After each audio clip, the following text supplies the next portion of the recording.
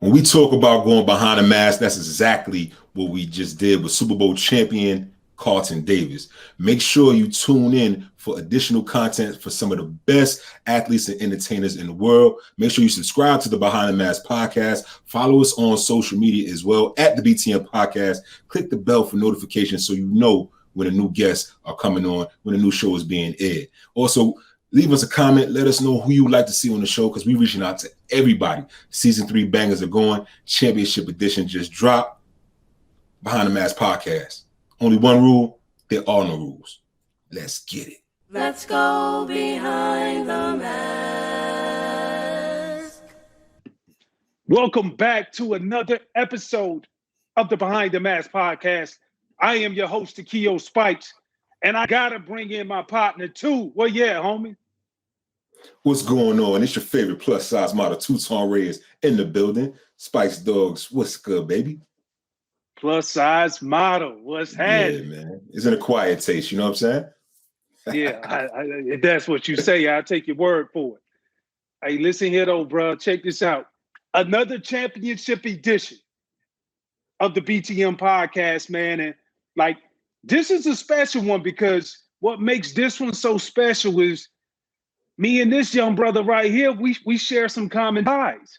We both played on the plains at Auburn, the same team that used to whoop up on Ole Miss. I'm pretty sure you can relate to it, though. You gotta relax. You gotta relax, man. But anyway, man, listen, bro, I can't wait to get to this thing, man. Without further ado, we gonna bring to the stage Carlton Davis, Super Bowl champ. What's happening, my brother? What's good? How y'all doing? Thank you for having me, OG, triple OG. Like you said, man, we always looked up to you at Auburn, talking about that Auburn defense. And, when I was there, we was just trying to bring back that same swag you had when you was there. And, hopefully we made y'all proud. Oh, no doubt, bro. You definitely made us proud. And I remember from the first days that you came on and I talked with my own group of guys who strategically look at every player that come. Bro, you did not disappoint. Love the way that you played the game, even going to the next level, which ended up being a Super Bowl. So I got to ask you, after you won your Super Bowl, what has life been like since that time, since you hoisted up the Lombardi Trophy? It's definitely been a life changer. Just from the popularity standpoint to the respect standpoint, to the way people around you view you now. It's like they kind of put you on this pedestal, whether you like it or not. And, a lot comes with that Super Bowl trophy. We put a lot of work into that. It was a hell of a journey. And, life is good right now. Hopefully, we can repeat this same cycle next year and keep it going. And you did your thing in the Super Bowl, man. Salute, like Takeo said. And I read a stat. I think Pro Football Focus had this stat that said during the Super Bowl, you had 54 cover snaps, only 4 targets, right? 2 receptions for 14 yards. That seemed like shut down to me, man. Were you in the zone for the Super Bowl? What went into that preparation to have that type of game? It was definitely having that extra week to prepare because, in the season it's week by week and you just got to prepare any way you can. But having that extra week just really allowed me to hone in on my technique, allowed me to watch a little bit more film and really get in my zone. And, when I was watching film, I was picking up on key things that would allow me to kind of have a cheat, to know where he's going, what kind of route he wants. And just the way they were lining up, the plays they like to do. And, I felt like that extra week definitely allowed me to stay in my zone and make the plays I needed to make. And, really just be hands-on at the line, be that physical corner that I am. So the extra week was definitely the game changer for me. Yeah, and it definitely was obvious, man. But like when I look across the league and like I love the game, but I love players and I love how they work well with each other. You look at your secondary. You guys work well with each other. You were able to retain everybody, and now you're coming back. So when I think of great secondaries, I think of the Legion of Boom, most recently that I know that you probably can relate to because you saw the way that they played the game. But when we talk about grave diggers, man, tell us about what are the grave diggers? I guess we just a group of young guys, like you said, aspiring to be like the Legion of Boom or like the No Fly Zone, and when Denver had their run. And, we're just a bunch of young guys who just kind of bonded together, went through our struggles, but overcame it, and just want to continue to get better and become and reach our potential and reach that potential we know we can be. We got a lot of great guys: Jordan Whitehead, Antoine Winfield, Jamel Dean, Sean Murphy Bunning, and many more that I know I'm forgetting. But, as we continue to grow with each other, we're all I think I'm the oldest one in the DB group, and I'm going into my 4th year. So everybody's either going into their 4th year or younger. So we're all still growing. We're all still learning. And I think each year we're going to get better and better, and until we reach our peak. And who knows when we'll reach that. So I love playing with those guys, man. I can't wait to see what's in the future for us. You know what, man? I gotta eat some crow right now. Take my hat off. Takeo and I had a Super Bowl bet, right? Oh. And real talk, I roast his ass. That's how it be. That's how listen, man. I thought the Chiefs was gonna run it back. I can't sit here in front, like the I ain't bet against y'all. You know what I'm saying? But with the grave diggers, obviously we know which I got on offense. Yes, what was it about, like, each level of the defense, starting up front, then the middle level, and of course the back end on the secondary? What was it about y'all that made that game so one-sided? I'll start with the game plan. Todd Bowles, he had a hell of a game plan. And when he told us, and he went through it with us and told us every detail and how he wanted it to be, we knew that if we executed it, that we would dominate that game. And that's what we did. And with the front seven we have, our D-line is stout. Our linebackers are, in my opinion, the best duo in the league. Right. And then we got the young DBs, the grave diggers back there just cleaning it all up. So I knew if we executed the game plan the way we need to be, and we gave the ball back to Tom, that we knew we would win that game. And despite, the critics and everybody who was going against us, because just the Chiefs, they had that high-powered offense, and they seen us week 12. They seen us week 12, and they gave it to us. It was a good game on their part. But we regrouped. We went over the film, and we made our adjustments, man. And we knew what was going to come at us. We knew what to expect. And for us, the kind of defense we are, I feel like we were the best defense in the league. And to play us twice is something that I don't think any offense would want to have, because we're already just good up front. But if we see you again and we know your personnel and we know what you like to do, all the gimmicks and stuff, it's a wrap. It's a wrap.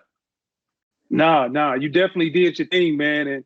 And you look at, all right, you come in year one after doing it all over again. A few weeks ago, we had your buddy, your road dog, one of the grave diggers, Antoine Winfield Jr. on, and he felt like, you know what, you guys are complete enough to be able to try to run it back, and just really wanted to get your thoughts on it. I honestly think we'll be better. I think we'll be better than what we were last year, just because of the way we came together. It was that COVID protocol, and we were just getting to know each other. The offense was getting their chemistry down, and we had new players like Antoine coming in, learning the defense. And as a young secondary, we were still growing and learning. So I think this year will be even better. Our chemistry will be even better. The communication will be better. We know how each other play. Like they know I like to press. You know what I'm saying? I know my safety's going to come down and hit. And we just know each other's game that much more. So I think we'll be able to play off each other better, especially in the back end. And you want that continuity. You want to have the players around each other to really make that back-to-back run, right? But the team just released a statement, right? The players did. They said, we're choosing to take a stand with other players across the league and exercise our right to not participate in the voluntary off-season program. We had a fully virtual off-season last year, and we held each other accountable to do the work it took to win, and we plan to do that again. So with missing another off-season, how will you keep that competitive edge, knowing that now you went from the hunter to the hunted? Everybody's going to be gunning for you, man. How you going to run it back? I love it like that. I'm going to be honest with you. I love when they just kind of, pinning their goals on us, and we're the ones to beat, because it's it makes you want to grind harder. But I stand with our team. With COVID going on and cases are still going around, I just don't think it's the right thing for us to put our families in jeopardy again of catching that and possibly spreading it. I think it was the right thing, the right call to make, to have a virtual off season again, just because we don't really have our hand on this situation. With the vaccines coming out, it does make it better, but everybody's not comfortable with the vaccines yet because of the reports of people having blood clots or whatever. But I definitely feel like that was the right move to make. And this off season, we're going to hold each other accountable again. We're going to continue to meet virtually, call each other about the schemes and any new plays that our coaches have put in. We're going to meet up and get our work in like we did last year, and continue to keep that competitive edge. And I trust all our guys. I have the complete utmost trust that they'll take care of their business, just like I'm going to take care of my business, because it's all about accountability in this league. You can't baby anybody. We're all grown men, and it's either you want to be accountable for your team and the goals you set, or you're not. And I guess the only way we're going to find out is through the season. But like we said, we did it last year, and we're not banking on last year for this year. We're going to put that work in again and see what we get this year. Yeah, and I think that's the toughest part, because we followed it. We followed the league closely, and you see there was not even a drop off when you look at this year's past performance of games, and you compare it to previous years. You're now going to your fourth year, and you've seen the old way. Last year was a new type of way that you guys were able to prepare. And so when you talk about staying committed and being accountable, what does that accountability looks like from a team perspective? Some of the things that you guys will probably do, even though you're not participating in the involuntary workout. I think it's pushing yourself in every workout. It goes back to what I was saying about, having accountability and knowing what your role is on a team. So let's just take Tom, for instance. He's our quarterback, and I'm pretty sure he's throwing maybe right now, and he's keeping his arm fresh. He's, running routes with his receivers and perfecting his role on our team. For me, I'm a DB, I'll cover. So as me backpedaling, breaking, making sure I know what adjustments I have in the defense, studying my playbook, making sure my speed and my feet are up to date. And, in my workouts, knowing what I have to accomplish, what I have to do. Like you said, I'm going into my fourth year now, so I know what to expect. I know how the game goes. Maybe for incoming rookies, it might be a bit different. You might need to hold their hand a little bit longer. But for the most part, I would say football is football. The basics is the basics. Tackling, for me, backpedaling, breaking, reading routes. Football is football. And as long as you understand your game, you understand how you can become the best player that you can become, that I think you'll be all right. I think we'll be okay if we just all keep that up, keep up that accountability, and just hold yourself to that standard that you can be.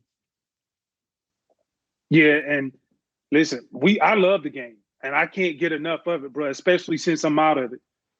However, as a player, I know a lot of guys are skeptical about the 17-game season. As a fan, I love it. I don't have to put my body through it. What's your take on the 17 games? Because I like to be entertained, bro. And I like to entertain. I really do. I really do.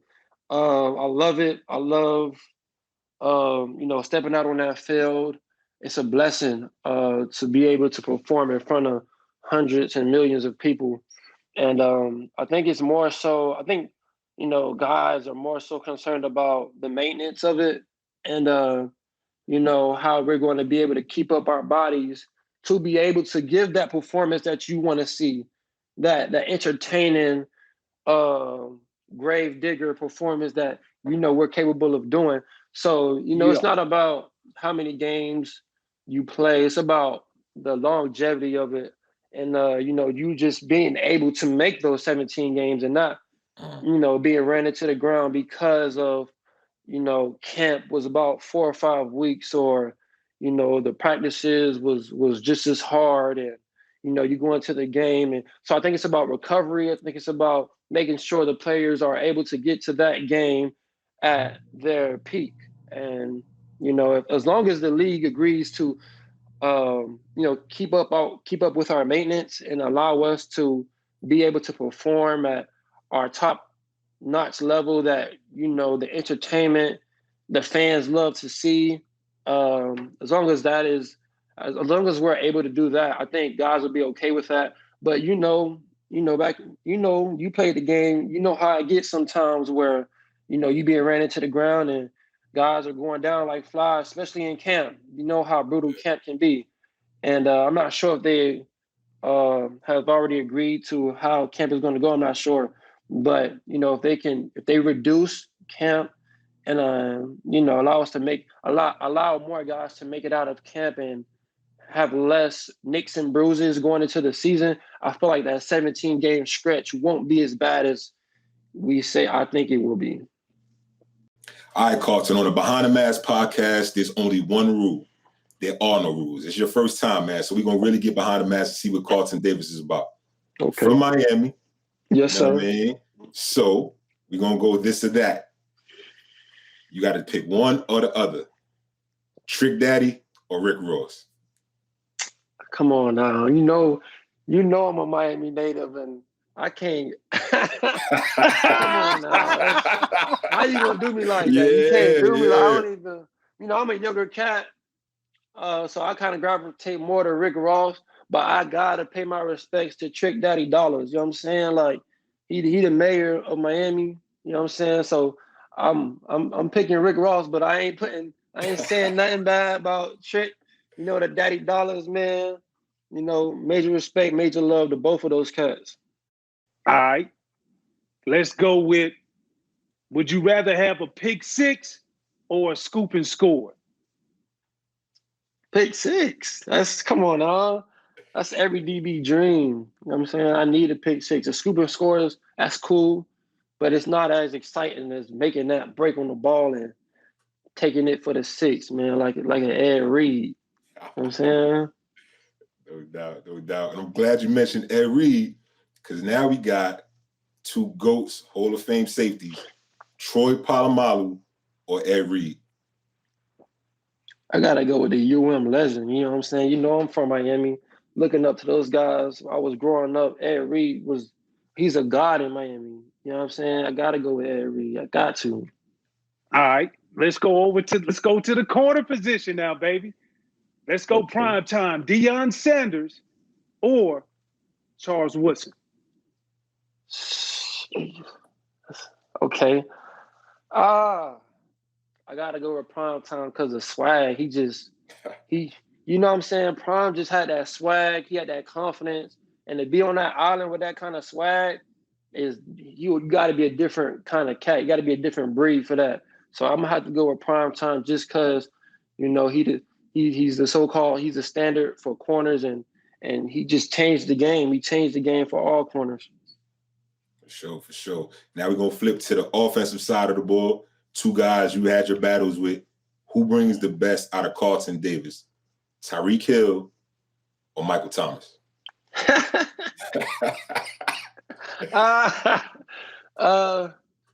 I say Tyreek Hill, because he got me in that Week 12 game, and I feel like I got him back in the Super Bowl. I got my hands on him. You know what I'm saying?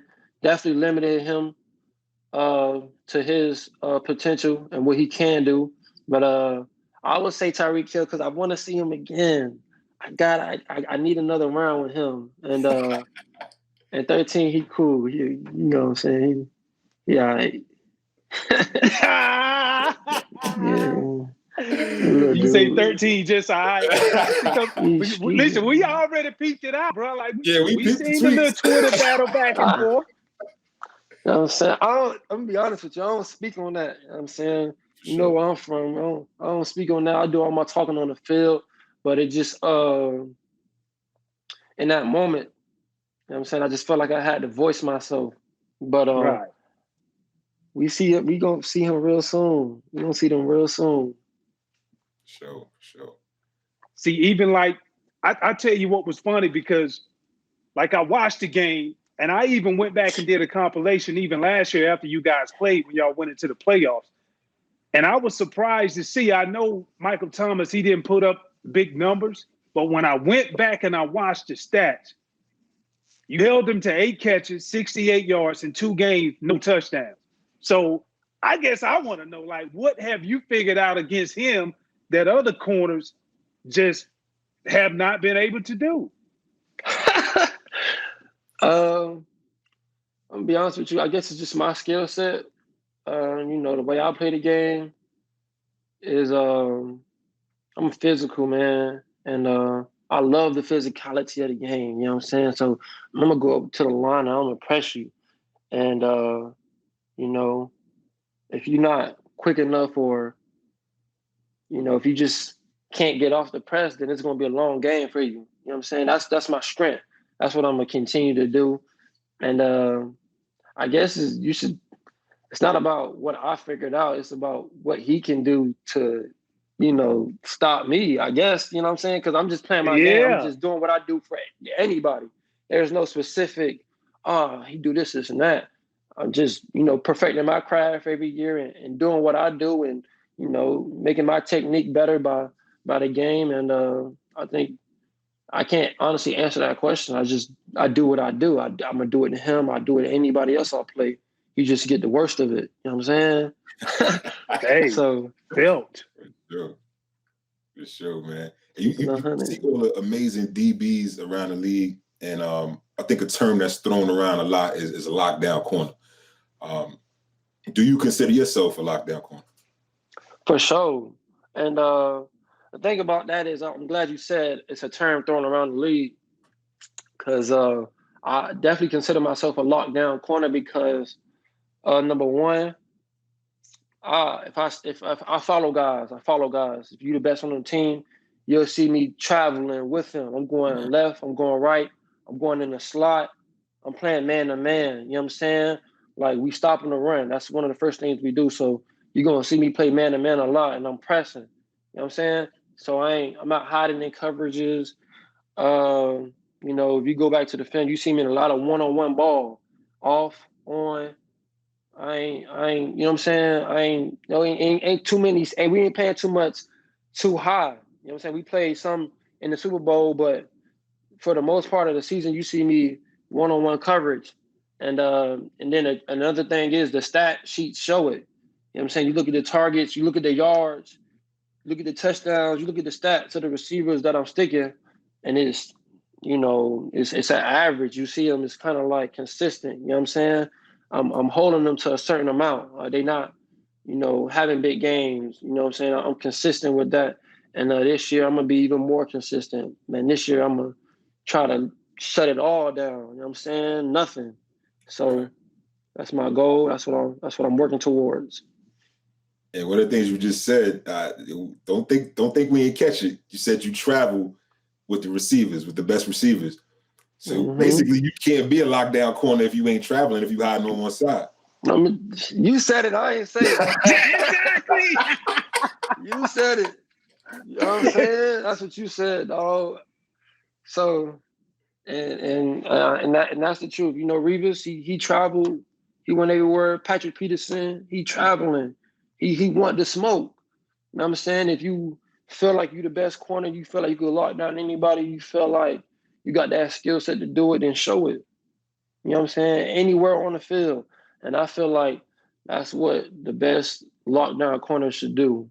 I feel like that's what they should do every time, every game. See, peek this out though. Like, when you look at big picture, I think first things first, you got to get out of the division. And when you look at the division, you guys did a great job of running away with that.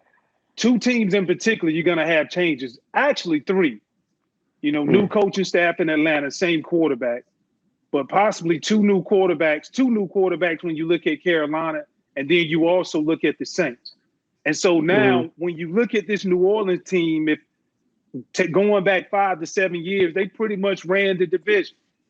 I think we all know who is the front runner now, but how does that change in particular when you look at this New Orleans team, whether or not you're going up against Taysom Hill or going up against Jameis? Like, does that change anything as far as your mindset, what you do or what you look forward to doing? I'm gonna just be honest. I got all respect to Drew Brees, man. He was a hell of a quarterback, Hall of Fame quarterback. Introduced me to the game. My first game was against him, and he torched me. So never forget that. But I got a lot of respect for Sean Payton and his play calling and just how he runs the team. Even when Drew was hurt, they were still winning games. And, the play calling was a big part of it. And, you never want to underestimate the Saints and Sean Payton because they just kind of sneaky with it. They just find different ways, different loopholes to use their players. And Alvin, Kamara, 13, and, the other guys they have. So, for me, they're going to have to just show me that they're not the same team. I won't go into the game thinking, okay, we don't have to prepare as much as we did last year because of the quarterback change. So I'm going in with the same preparation because I know that they got some type of gimmick. They're going to have something to substitute Drew not being there. And I know he's right now he's looking on how to keep that same fire in their offense. So I won't underestimate them. And you obviously, Spike said it, doing your thing out there, physical corner.